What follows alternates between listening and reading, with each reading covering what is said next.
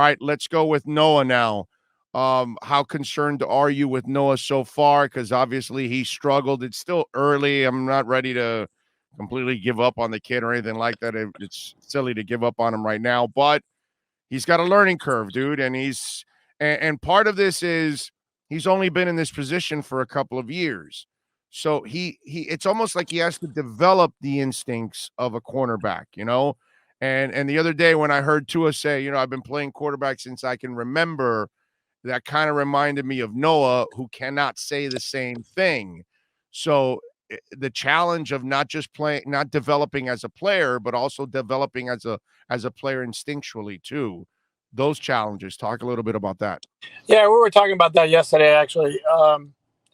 That you're looking at a guy. The big issue with Noah, again, as you mentioned, is the instincts aren't there because he started out at Auburn as a wide receiver before they switched him over, and he's got really an intriguing skill set for the position, but he's raw, and he was raw last year. And again, I'm looking for signs. You mentioned it's very early yet, but I'm looking for signs that there's a change, that there's a reason to hope for a big jump, and I'm not seeing him.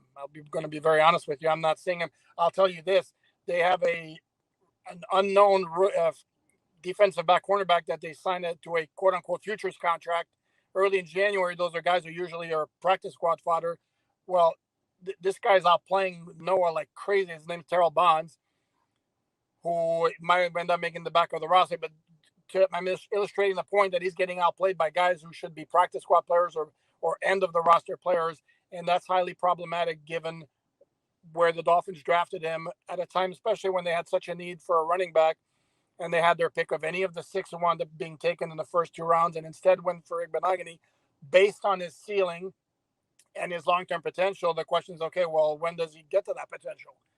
Because right now, from what I'm seeing, if the X situation ends up badly, I don't see how you can have Ighbeno as the starter opposite Byron Jones. I think you'd have to go with Nick Needham, or even put Jason McCourty back at cornerback, even though I think the preference would be for him to play at free safety. So there's still a long way to go with Ighbeno, and that's a little bit of a problem right now.